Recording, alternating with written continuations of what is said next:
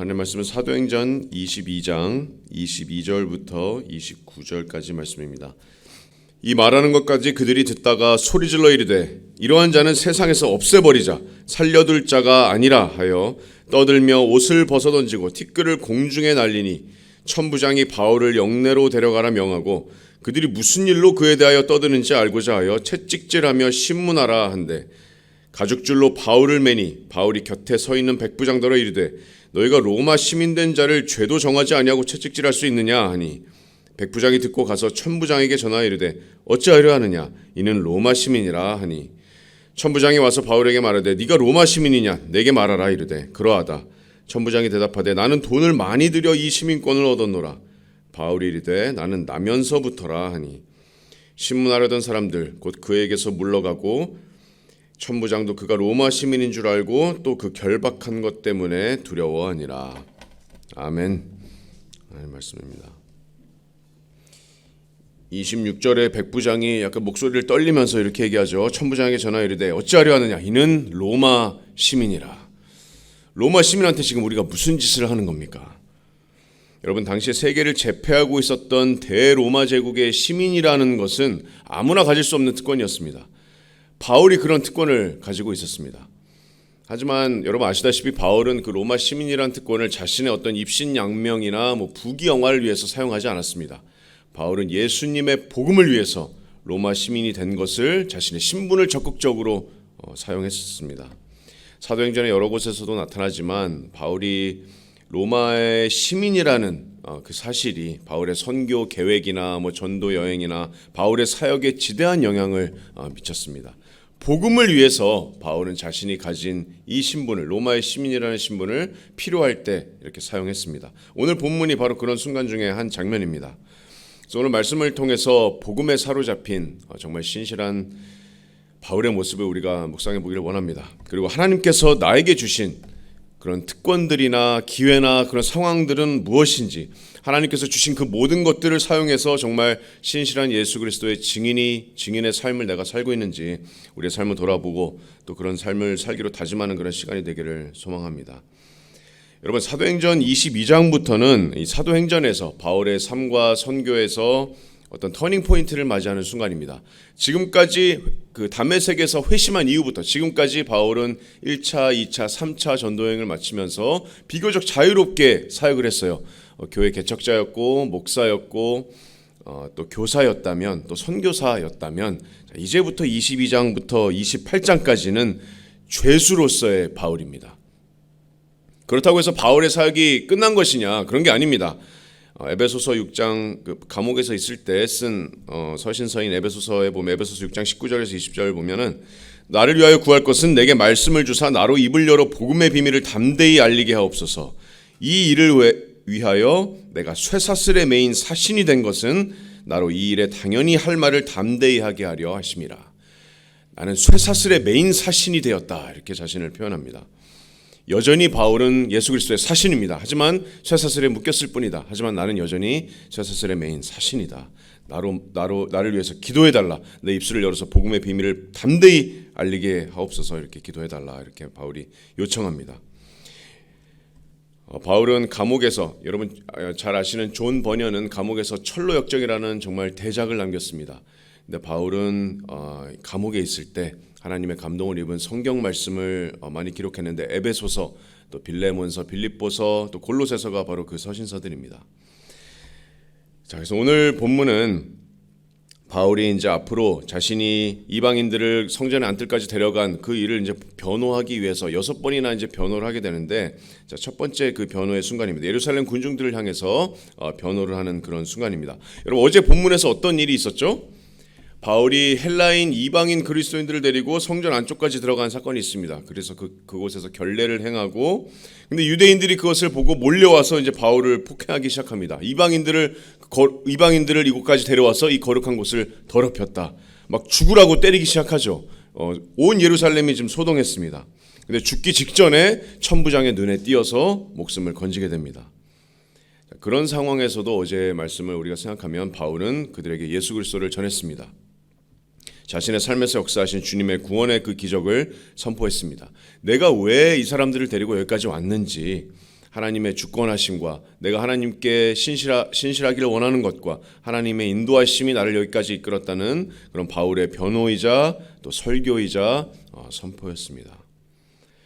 유대인들은 바울에게 적대적이었습니다. 왜냐하면 바울은 유대인들에게는 변절자입니다. 배교자예요. 신성 모독자입니다. 그리스도교로 개종한 그런 신성 모독자, 또 유대인들에게 타겟이 계속 되었습니다. 하지만 바울 또한 유대인들한테 적대적이었을까요? 그렇지 않습니다.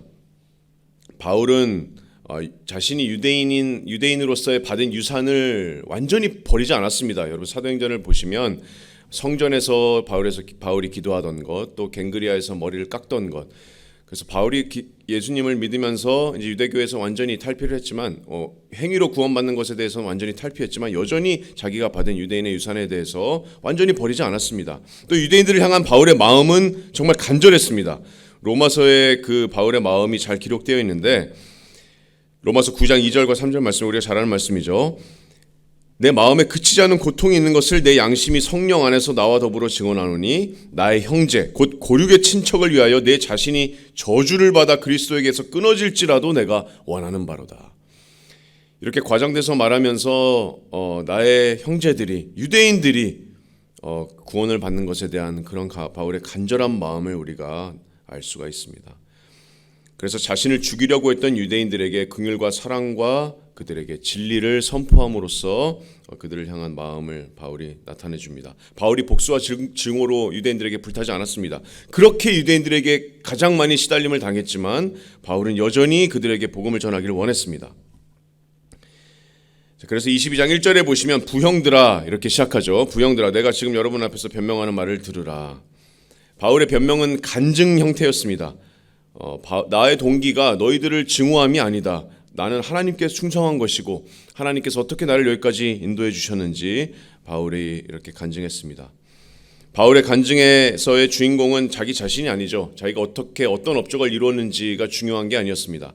바울은 하나님의 구원의 능력과 또 하나님의 은혜와 주권적인 하나님의 인도하심을 간증했습니다. 또 예수 그리스도를 선포했습니다. 자신의 업적을 치하하는, 자신을 높이는 그런 간증이 아니었습니다.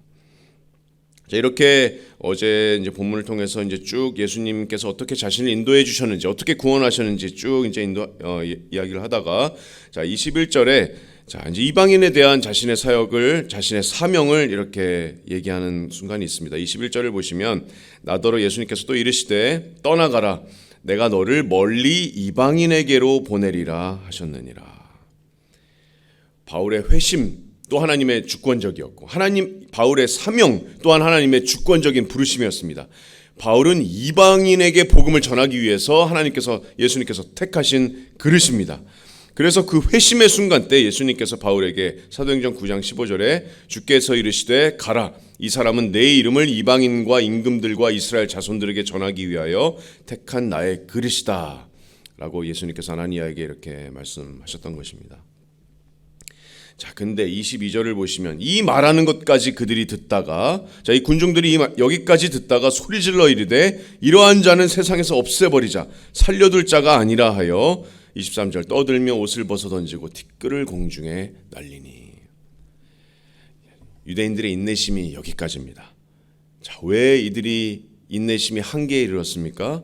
자, 이방인들에 대한 내용이 나오자 유대인들이 인내심의 한계를 느꼈습니다. 자, 이방인들이 하나님과 우리와 같은 하나님의 백성이라고, 그거는 유대인들이 절대로 인정 못하는 사실입니다. 그것은 신성 모독입니다. 그 심지어 이방인들을 데리고 와서 우리 성전을 허용되지 않은 곳으로 데려와서 거룩한 성전을 더럽힌 것, 거기서 유대인들의 한계는 끝났습니다. 여기서 바울의 변호는 이제 끝입니다. 그들이 소리질러 이르되 이러한 자는 세상에서 없애버리자. 떠들면서 옷을 벗어 던진다는 것은 마치 예전에 스데반을 돌로 쳐 죽일 때 사람들이 옷을 벗어서 그 젊은 청년 사울의 발에 넣었던 것을 상기시킵니다. 그리고 옷을 벗어 던지고 티끌을 공중에 날리는 것 또한 그들이 얼마나 분노에 찼는지를 나타내는 그런 표현입니다. 세상에서 없애버리자, 이 땅에서 없애버리자. 이 자가 밟고 있는 이 흙도 오염시키게 둬서는 안 된다. 돌로 쳐 죽이기 위한 준비입니다. 하지만 여러분, 바울의 생명은 여전히 하나님께서 붙들고 계셨습니다. 하나님의 주권 아래서 바울의 마지막은 이 순간이 아닙니다. 자, 22장 24절을 보시면 자, 천부장이 다시 등장합니다. 천부장이 다시 한번 바울의 생명을 살려주는데 자, 천부장이 바울을 영내로 데려가라 명하고 그들이 무슨 일로 그에 대하여 떠드는지 알고자 하여 채찍질하며 신문하라 한대. 자, 바울의 목숨을 다시 한번 이제 천부장이 살려주게 됩니다. 자, 로마 군대가 그 당시 이제 예루살렘 성전에 그 예루살렘 성전 북쪽 외벽과 연결된 그 요새 안토니오 요새라는 그 요새에 주둔하고 있었습니다. 그래서 이 요새에서 성전을 한눈에 바라보는 이 높은 요새에서 이제 바울이 그 성전 안에 있는 소동을 지금 계속 주시하고 있었는데, 자, 지금 정말 이 극적인 순간에 지금 천부장이 군대들과 내려와서 다시 한번 바울을 영내로 데려갑니다. 이 천부장의 이름은 누가가 이제 23장 26절에 보면 글라우디오 루시아라고 이제 분명하게 이름을 기록합니다. 자, 지금 천부장은 지금 무슨 일인지 모릅니다. 바울이 어떤 잘못을 저질렀는지, 왜 지금 유대인들이 바울을 죽이려고 하는지 그 이유를 조금 더 진상을 캐내기 위해서 이제 바울을 신문하게 되는데, 자, 채찍질하라 지금 24절에 명령합니다. 채찍질하라라는 것인데 이 채찍질로 하는 이 고문은 정말로 심한 고문입니다. 그때 당시에 로마가 사용하던 이 채찍이라는 것은 아주 단단한 나무 막대기에 그 채찍에 쇠조각이나 뼈 조각들이 달려있는 아주 정말 무시무시한 그런 고문 도구입니다. 그래서 이것에 맞는다면 정말 심한 경우에 죽거나 아닌 경우에는 불구가 될 수도 있는 정말 그런 정말 심한 고문 도구였는데, 이제 바울은 이제 이 채찍으로 채찍질하면서 어떤 일인지 이제 신문하려고 합니다. 자, 그때 바울이 25절을 보시면 가죽줄로 바울을 매니 바울이 곁에 있는 백부장더러 이르되 너희가 로마 시민 된 자를 죄도 정하지 아니하고 채찍질할 수 있느냐. 지금 바울이 완전히 매인 상태입니다. 채찍에 맞는 그 고통을 극대화시키기 위해서 완전히 묶여 있는 상태에서 자, 이제 바울이 한마디를 건네는데 내가 로마 시민이다. 너가 로마 시민 된 자를 죄도 정하지 아니하고 이렇게 채찍질할 수 있느냐. 백부장이 아마 귀를 의심했을 겁니다. 그래서 바로 천부장에게 얘기하죠. 26절에 보면 백부장이 듣고 가서 천부장에게 전하여 이르되 어찌하려 하느냐. 이는 로마 시민이라. 천부장이 27절에 보시면 천부장이 와서 바울에게 말하되 네가 로마 시민이냐 내게 말하라 이르되 그러하다. 천부장이 대답하되 28절을 보시면 나는 돈을 많이 들여 이 시민권을 얻었노라. 바울이 이르되 나는 나면서부터라 하니 신문하던 사람들이 곧 그에게서 물러가고 천부장도 그가 로마 시민인 줄 알고 또 그 결박한 것 때문에 두려워하니라. 아마 천부장이 쉽게 믿기진 않았을 겁니다. 유대인들한테 이렇게 맞아서 정말 남루한 모습의 이 죄인 같은 이 바울이 과연 정말 로마 시민인가. 바울은 나면서부터 이렇게 로마의 시민이라고 얘기합니다. 바울이 얼마 전에 다소의 시민이라는 것을, 어제 본문에 보면 다소의 시민이라는 것을 천부장에게 얘기했습니다. 다소의 시민이라는 것도 그 당시 엄청난 특권이지만 로마의 시민이라는 것은 정말 더할 나위 없는 가장 큰 특권 중에 하나였습니다. 바울은 다소의 시민에서 자기가 로마의 시민이라는 것을 자신의 신분을 이렇게 천부장에게, 로마 군대들에게 얘기합니다. 날 때부터 로마의 시민이었다는 것은 바울의 아버지나 바울의 할아버지가 직계 가족이 바울이 태어날 때부터 로마 시민이었다는 것을 의미합니다. 원래 로마 시민은 로마에서 태어난 사람으로만 한정되어 있었는데 로마 제국이 커지면서 로마의 영향력이 넓어지면서 이 특권의 범위가 넓어져서 어떤 특정한 지역에서 태어난 사람에게 로마에서 이렇게 시민권을 부여했습니다. 예를 들어서 빌립보에서 태어난 사람들에게 어떤 자격이 주어지면 로마의 시민을 부여하기도 했습니다. 대부분 받지 못하던 그 당시 특권입니다. 정말 귀중한 특권이고 로마에서 태어나지 않았지만 로마의 시민이 된다는 것은 로마에서 태어난 사람과 똑같은 사람처럼 이렇게 모든 특권과 모든 특혜를 제공받았습니다. 바울의 가족이 어떻게 로마의 시민권을 획득했는지는 우리가 알 수 없습니다. 우리가 알 수 없지만 그 당시에 로마에서 태어났거나 아니면 로마의 시민이 되었던 그런 가정에서 종에서 해방이 되었거나 아니면 로마 제국에 어떤 혁혁한 공을 끼쳤거나 아니면 로마의 군대에서 복무하면서 어떤 특별한 공을 세웠거나 아니면 여기 천부장처럼 뇌물을 통해서 로마의 시민권을 샀거나 아니면 로마의 어떤 특별한 속국 지역에서 출생해서 어떤 자격이 주어져서 이렇게 주어졌거나 어쨌든 이런 여러 가지 추측되는 이유로 바울의 가족들이 이렇게 정말 로마의 시민의 그런 특혜를 받는 그런 가정 가운데서 태어났다는 것을 우리가 알 수 있습니다. 로마 시민의 그 당시 로마 시민이 가졌던 특혜 중에 여러 가지 특혜가 있는데 투표를 할 수가 있었습니다. 투표에 참여할 수가 있었고 이렇게 지금 채찍으로 맞는 로마의 군대에서 채찍으로 맞는 이런 심한 비인간적인 이런 고문 같은 형벌에서 면제되는 그런 특혜를 얻었습니다. 그래서 여러분 빌립보에서 바울이 감옥에 갇혔던 일을 생각하시면 빌립보에서 바울이 나올 때 너희가 로마 사람인 우리를 죄도 정하지 아니하고 이렇게 공중에서 때리고 옥에 가두었냐 이렇게 사람들에게 정죄하는 말을 한 것을 여러분 기억하실 겁니다. 그래서 바울이 자신이 로마의 시민임을 천부장에게 이야기함으로써 이 상황에서 모면함과 동시에 또 앞으로도 계속해서 복음을 전할 수 있는 또 앞으로 결국에 궁극적으로 자신의 소망인 로마에 가서 복음을 전할 수 있는 그런 발판을 마련하는 그런 지금 순간입니다. 바울이 아주 적재적소에서 자신이 로마의 시민임을 분명하게 사용했습니다. 전략적으로 사용했습니다. 바울이 아마 로마의 시민임을 가장 드라마틱하게 사용한 그 순간은 아마 내가 가이사께 상소하겠다, 내가 시저에게 황제에게 상소하겠다라고 하는 그런 표현입니다. 그런 순간입니다. 사도행전 25장에 사도 바울이 내가 불의한 일을 저지른 것이 없다, 내가 상소하겠다면 내가 황제에게 상소하겠다, 자신의 로마 시민의 어떤 특권을 가장 최고의 법정인 로마의 법정으로 가서 자신을 변호할 수 있는 기회를 달라라고 자신 로마의 시민인 그 신분을 이용하는 순간입니다. 정말 바울이 로마의 시민이었다면, 여기 지금 천부장이 바울을 이렇게 가두고 채찍질했다면 어떤 이 천부장의 커리어가 끝날 수도 있는 그런 절박한 순간입니다.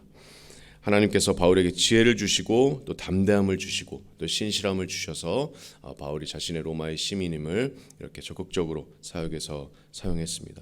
그리고 죽을 수도 있는 위기에서 모면하게 하시고 또 가장 중요한 것은 예수 그리스도의 복음을 계속해서 전할 수 있는, 하나님의 사명을 충분히 계속해서 이방인들에게 또 많은 고위의 높은 지위에 있는 임금들에게 전할 수 있는 하나님의 능력을 또 하나님의 힘을 부어주셨습니다. 여러분, 우리는 어떤 특권을 받았습니까? 하나님께 정말로 많은 특권을 받았습니다. 우리가 로마의 시민은 아니지만 하나님께서 우리에게 정말로 많은 특권을 주셨다고 생각합니다. 하나님께서 정말 말씀을 올바로 가르치는 교회에서 우리가 신앙생활을 할 수 있는 특권을 주셨습니다. 하나님의 말씀을 올바로 배우고 또 하나님의 말씀을 분별할 수 있는 하나님께서 특권을 주셨습니다. 또 내가 정말 그리스도인의 가정에서 태어나는 축복을 또 주셨을 수도 있습니다. 예수님의 가정에서 태어나서, 예수님을 믿는 가정에서 태어나서 믿음의 유산을 물려받고 또 내 직장, 내가 일하는 곳, 내가 주위에 있는 사람들 정말 복음을 전할 수 있는 그런 환경 가운데 하나님께서 나를 인도해 주셨을 수도 있습니다. 또 우리가 복음을 자유롭게 전할 수 있는 이 대한민국에서 태어난 것도 하나님께서 주신 특권입니다.